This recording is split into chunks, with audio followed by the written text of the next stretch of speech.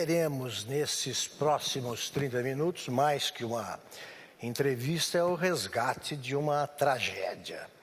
E o que se pretende aqui é entender as causas, localizar as causas dessa tragédia, que chegou ao clímax com o suicídio do reitor da Universidade Federal de Santa Catarina, e tentar também entender o que é que poderia ser feito para evitar que essa tragédia se consumasse. Então, sem perder tempo, eu vou rememorar, se eu cometei qualquer equívoco, a senhora se me corrija, por favor. Fazer uma rápida uma sinopse do caso. No dia 14 de setembro de 2017, o reitor Luiz Carlos Cancellier de Olivo foi preso, afastado do cargo e proibido de entrar na universidade. Pela operação Ouvidos Moucos, operação da Polícia Federal que investigava o possível desvio de verbas na universidade. No dia 28 de setembro, teu irmão, a senhora, publicou no jornal O Globo um artigo em que soou como o começo da resistência, né, dele ao que acontecia. E uma tentativa de esclarecer o engano, o título de reitor exilado. No dia 30 de setembro, ele foi autorizado a entrar em dias determinados e por apenas 3 horas na universidade para orientar alguns alunos, né? Coisa que ele já vinha fazendo antes da prisão. No dia 2 de outubro, ele cometeu suicídio. Ele disse num bilhete encontrado com ele, com o corpo, ele disse que a morte foi decretada no momento em que ele foi banido da universidade. O que mais contribuiu para que isso acontecesse, Olívio?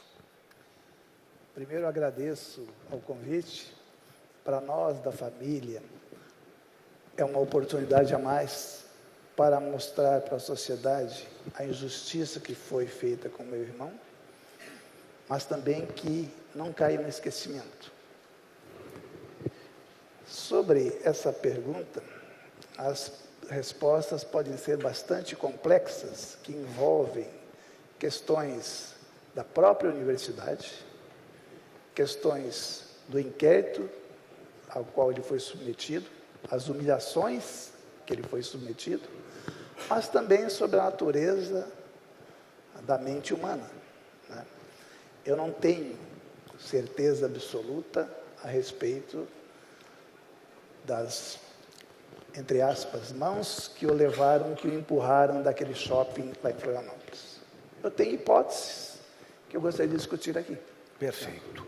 Por que você acha que ele se referiu ao banimento da universidade especificamente?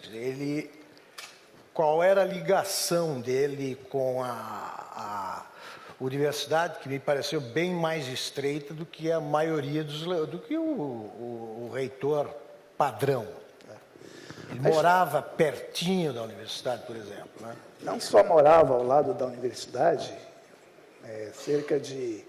A Veja fez uma matéria interessante, ela contou, são 230 passos do apartamento até onde ele morava, a universidade.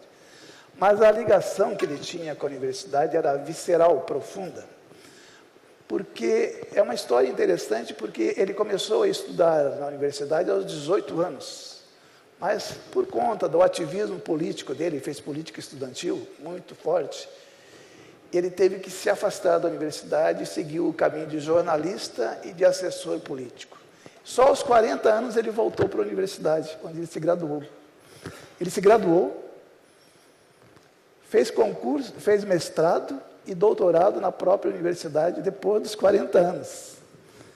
E chegou rapidamente ao cargo de reitor. Fez concurso público para professor, foi chefe de departamento de Direito, em seguida, chefe, ou diretor da Faculdade de Direito, e em 2015 foi eleito reitor da Universidade tomando posse em 2016. Ou seja, em 18 anos, ele fez uma carreira meteórica na universidade. Então, além do que, logo que ele entrou para a universidade, depois que ele saiu da universidade por esse longo período, ele sempre me dizia, eu quero voltar para a universidade porque lá é a minha casa. Então, ele tinha essa relação intrínseca com a universidade, profunda.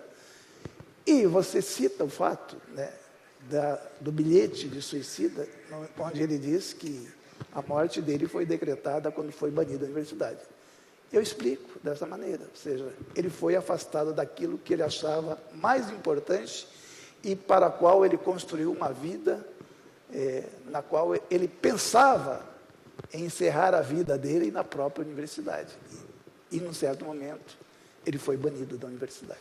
Ele foi acusado, né, pela Polícia Federal, não claramente, mas insinuou-se que ele tinha participado do desvio de 80 milhões de reais, quando, na verdade, isso era a verba total. E esses desvios ocorreram antes que ele assumisse a reitoria. Por que você acha que ele não preferiu resistir a isso até desfazer o equívoco e provar a inocência? Importante essa pergunta, né? Porque no momento, no inquérito ao qual ele foi submetido, o inquérito tem 126 páginas. Em nenhum momento do inquérito, em nenhuma passagem, ele é acusado de desviar um centavo da universidade. No entanto, né, ele foi preso às 6h30 da manhã do dia 14 de setembro. Na saída do apartamento preso, já estavam todas as emissoras de TV. Às 7 horas da manhã, eu estava em Florianópolis nesse dia, eu moro em São José dos Campos, mas nesse dia eu estava em Florianópolis, dormindo na casa de um irmão caçula. Uma pessoa liga de Minas Gerais dizendo, você não é irmão do reitor? Eu falei, sou. Ele foi preso. E a acusação que foi veiculada é que ele estava sendo preso por desviar 80 milhões da universidade, a universidade que ele amava mais que tudo. Por que ele não resistiu? Por que ele não batalhou? Também é uma pergunta complexa, né? Eu não conheço, nunca fui da universidade, não entendo da justiça, não entendo de fake news também, né? Mas eu tenho hipóteses, né? Por exemplo, vou fazer um paralelo, né? Duas personagens da política hoje importantes, que eu gostaria de citar. O senador Aécio Neves quase foi eleito presidente do país e a carreira dele derreteu por conta de um suposto recebimento de 2 milhões de reais. O ex-presidente Lula está preso e quase totalmente condenado por receber um presente de 3 milhões de reais. A notícia que foi veiculada para todo o país por redes de TV, jornais impressos e portais é que o meu irmão era o líder de uma quadrilha, de uma organização criminosa que desviou 80 milhões de reais. Responde isso, Augusto. Você responsabiliza, portanto, também pela morte o que fez a Polícia Federal e o que fez a juíza do caso? Responsabilizar é uma afirmação muito forte, porque envolve eu ter provas sobre a ação dessas duas entidades, o Ministério Público, através da Justiça, que decretou a prisão, e a Polícia Federal, que conduziu a Operação Ouvidos Loucos, que fez o levantamento e produziu o inquérito acatado pela juíza. E os professores que o envolveram. E os professores. Aliás, a juíza acatou o inquérito da delegada que conduziu o processo e enquadrou o meu irmão em 5 crimes, dos quais eu reconheço um realmente ele cometeu, que foi formação de quadrilha. Porque a lei diz que se você fizer algo com mais de 4 pessoas, isso caracteriza a formação de quadrilha. Como 7 foram presos, tem razão este crime. de formação de quadrilha. Mas o inquérito em si, ele não tem nexo causal com as provas coletadas e com os depoimentos coletados. Então, o que nós fizemos no dia 31/10, um mês após, no dia em que o Congresso Nacional fez uma sessão solene em homenagem ao meu irmão, no qual falaram juristas e políticos, naquele mesmo dia, o ministro da Justiça me recebeu, junto com um conjunto de pessoas, e eu fiz uma representação contra a Polícia Federal por conta desta operação, no qual eu apontava 3 erros na minha concepção. O primeiro, a questão da notícia falsa e mentirosa, que foi veiculada no site da Polícia Federal, dizendo que o reitor é responsável pelo desvio de 80 milhões. Isso não está no inquérito.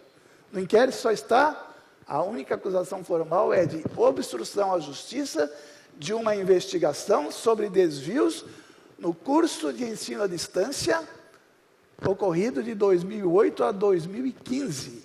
E o meu irmão assumiu a reitoria em 2016. Então, esse era o primeiro fato.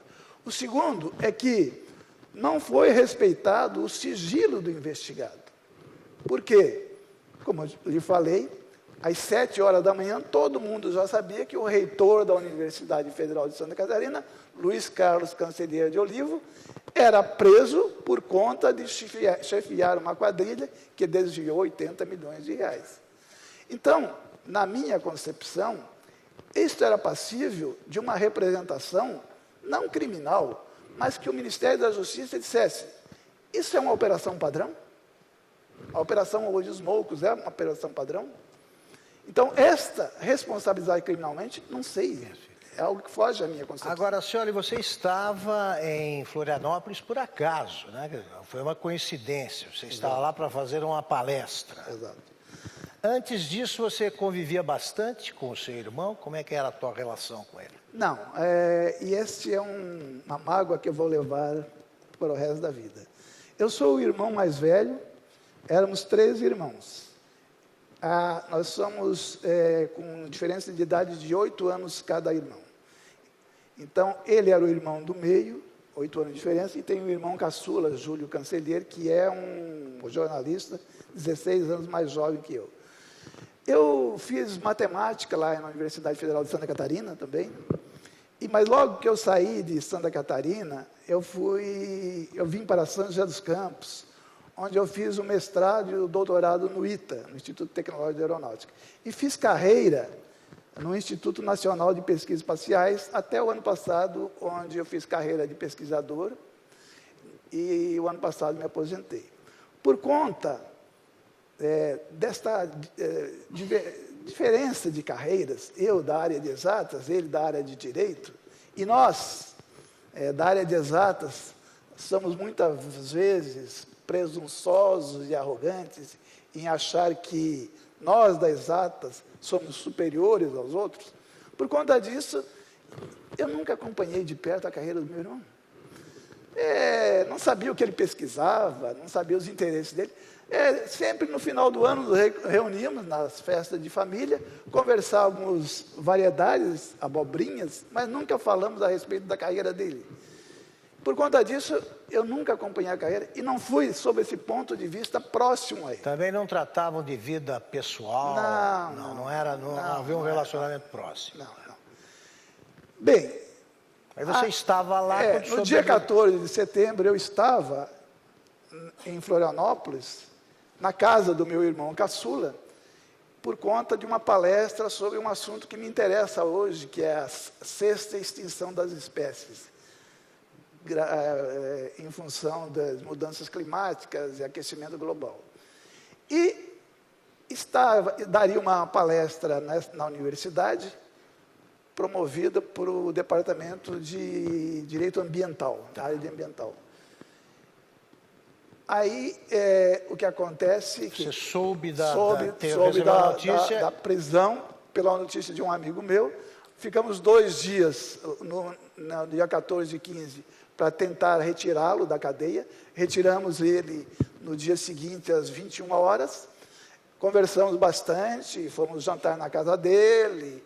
Ele te pareceu muito deprimido? Ele estava bastante assustado. Assustado, né? Porque, além da prisão, ele ficou numa prisão de segurança máxima, ficou nu durante 2 horas. Revista íntima. 2 horas nu, submetido à revista íntima, submetido às piadas mais degradantes. Enfim, ele estava assustado. Mas ficamos o final de semana juntos e eu tive que voltar para São José dos Campos, onde eu tinha outras atividades. E decorreram 5 ou 6 dias, meu irmão mais moço me avisou que ele não estava bem. Como ele morava sozinho, meu irmão canceler, eu resolvi passar alguns dias com ele.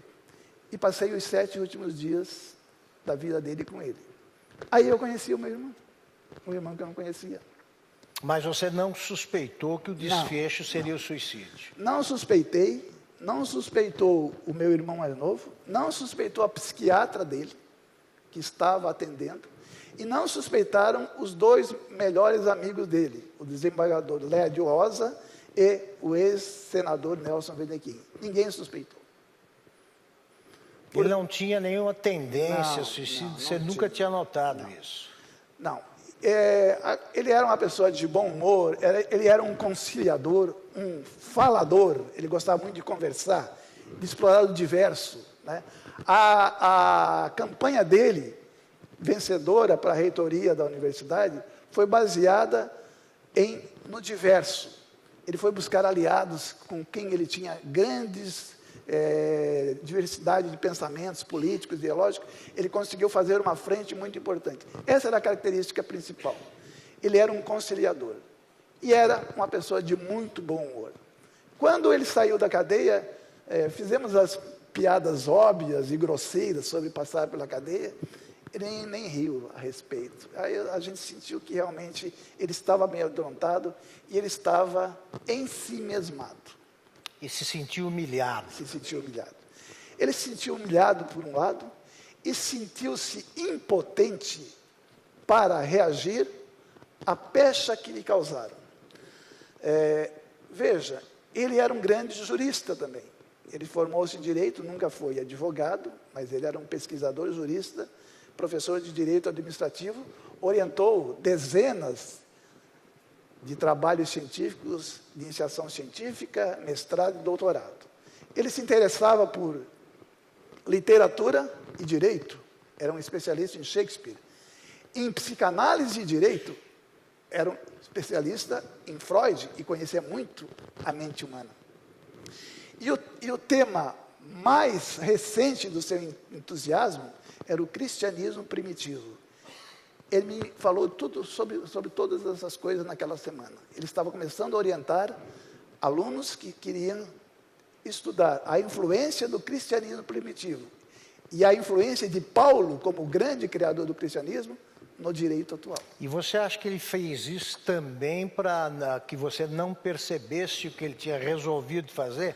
Eu pergunto isso e peço que você me diga também, em qual momento você acha que ele tomou a decisão de morrer? Né? A decisão, eu não sei especificar, mas eu tenho ideias a respeito. O que você pensa, né? Qual é a tua suposição? Entre a prisão e a morte dele decorreram 18 dias. Ele, quando saiu da cadeia, ele constituiu advogados, mas consultou grandes juristas de Santa Catarina, que eram amigos dele, pessoas que ele tinha formado, ajudado a formar, ou grandes amigos de infância que eram grandes juristas. E essas pessoas certamente falaram a respeito das dificuldades que tem uma pessoa de se livrar de uma acusação, mesmo que essa acusação não tenha consistência jurídica. E, por outro lado, chegamos a falar sobre fake news também, né? Chegamos a falar nas conversas que tivemos sobre fake news. Ele deve ter percebido que a pecha que o impingiram e a repercussão dessa pecha nas redes sociais, mas principalmente no mundo acadêmico, encerraram a carreira dele. Não precisa... Comportamento da imprensa, como é que você avalia? Também, né? A imprensa, ela teve um comportamento que, na minha opinião, foi responsável. O senador Nelson Wedekind fez um discurso fúnebre durante o velório e falava das mãos que o empurraram daquele 7º andar. Eu digo que alguns órgãos de imprensa estão entre essas mãos, né? Os programas, no dia da prisão dele, os principais programas noticiários da televisão, por exemplo, pessoas gritavam histericamente: roubalheira na Universidade Federal de Santa Catarina, comandada pelo reitor Luiz Carlos Constantino de Oliveira. No site da Polícia Federal, estava lá: reitor da Universidade Federal de Santa Catarina, preso na Operação Ouvidos Moucos, que investiga o desvio de 80 milhões da Universidade Federal. O site da Polícia Federal tem 2 milhões de seguidores. Telejornais e telejornais. A imprensa, palavras da ombudsman da Folha, Paula Cesarino, a imprensa, em muitos casos, funcionou como porta-voz da Polícia Federal. Nenhum órgão, a princípio, teve a ousadia de fazer uma investigação e confrontar aquelas informações veiculadas pela Polícia Federal. No entanto, eu vejo o seguinte, né? E eu não sou um leitor da Veja. Não sei se eu posso falar isso aqui no evento. Já não disse. Sou leitor da Veja. No entanto, a Veja, quando me procurou, logo após a morte, a editora Mônica, ela me convenceu a dar uma entrevista para a Veja. A Veja publicou a sua reportagem de 6 páginas no dia 15 de novembro, ou seja, um mês e meio após a morte do meu irmão. A Veja não teve a preocupação que o Boechat falou aqui hoje a respeito do furo. Ela foi profundamente investigar. Me ouviu meu irmão, mas ouviu também o outro lado, ouviu a Polícia Federal, né? Ouviu a universidade e fez uma matéria que reflete, na minha concepção, a realidade dos fatos. Mas não foi esse o comportamento padrão nas redes sociais, também na imprensa de Santa Catarina? Não houve. Não houve essa preocupação. Houve uma preocupação de criminalizar e houve uma preocupação de espetacularizar. Isso eu tenho absoluta certeza. Eu recomendo que leiam a matéria da Paula Cesarino na Folha, dia 8 de outubro de 2017. Paracioli, você diz que o seu irmão, quando vocês saíram de carro, você notou que ele tinha medo da reação popular. O que aconteceu para que ele sentisse esse tipo de temor? Quando eu fui morar na casa dele, eu comecei a acompanhá-lo em alguns eventos, 2 ou 3 eventos. Nós ligávamos, chamávamos um táxi e o táxi nos levava. Cada vez que ele saía do apartamento dele, ele olhava para todos os lados, quando entrava no carro, quando saía, ele estava assustado. E era óbvio que o temor dele era de ser reconhecido e um motorista de táxi ou um transeunte poder falar: você não é o reitor dos 80 milhões de reais desviado? Os muros foram pichados. Os muros da universidade foram pichados. Cancelheiro, devolva os 80 milhões de reais. Os alunos, os quais ele mais adorava e amava, que era formar pessoas, escreveram lá: devolva os 80 milhões. E você disse também que no velório... E aí, quem sofremos nós, ele não sofreu mais, uma estudante adentrou o velório, esmurrou o caixão e falou: quero ver se você não está levando os 80 milhões aí com você.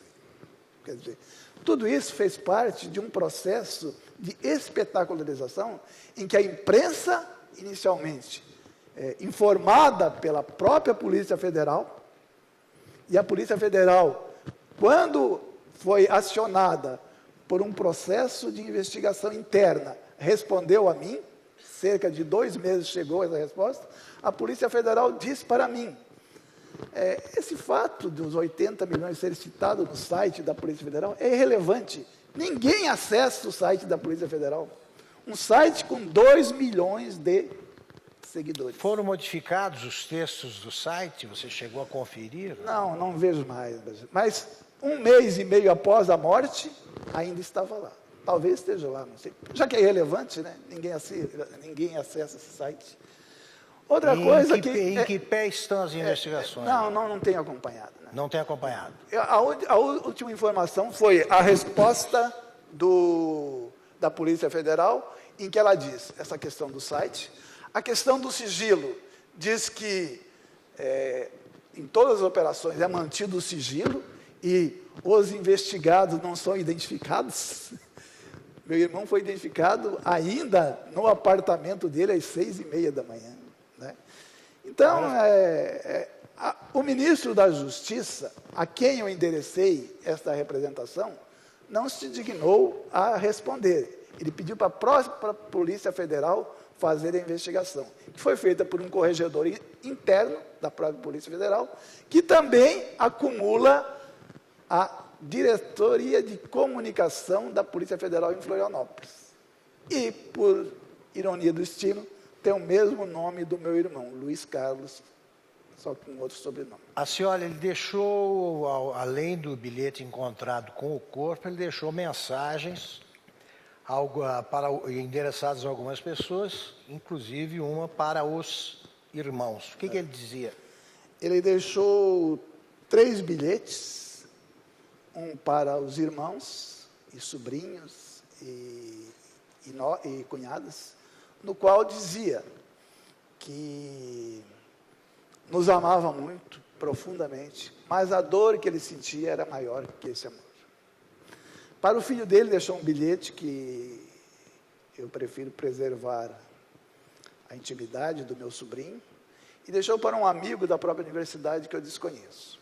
O bilhete que ele carregou consigo, que foi encontrado morto, tem uma história interessante. Uma das últimas conversas que eu tive com ele suicidou-se na segunda, uma conversa no sábado à noite, ele me deu recomendações de vários livros para eu ler, porque eu, na área de humanas, eu era um ignorante completo, continuo sendo. E um dos livros que ele me recomendava é o livro Por um Pouco de Luz, do Amos Oz, o escritor israelense. Neste livro, ele separou lá o livro e falou, quando você for embora, você leva esse livro. Deixou em cima da mesa. Após a morte dele, eu fui na Polícia Civil de Florianópolis, recuperar os pertences dele, as roupas, tudo. E mostraram-me o bilhete de suicida. O bilhete ele tinha sido escrito, retirado, rasgado de uma página de livro, de boa qualidade. Eu olhei, tive que devolver o bilhete, porque fazia parte do processo do inquérito ainda. Cheguei em Florianópolis, na casa dele, peguei os livros que ele tinha me doado, e vim para São José dos Campos. Amos Oz, neste livro, Por um Pouco de Luz, ele discute o fanatismo. Ele discute a convivência do diverso. Ele discute, basicamente, você ter que conviver com pessoas que pensam diferente, que era como meu irmão. Mas discute também a necessidade do fanatismo ser uma disciplina na universidade. Meu irmão tinha sublinhado no livro essa parte. Ele queria ter na própria universidade uma disciplina para discutir o fanatismo. Aí estou lendo o livro, folheio, a última página desse livro estava arrancada e tinha a mesma textura de encontrar do bilhete. Esse recado ele passou para a posterioridade. Conviver com o diverso e contra o fanatismo. Acioli, nosso tempo está chegando ao fim e eu te pergunto qual foi a mensagem que ele quis transmitir com o suicídio.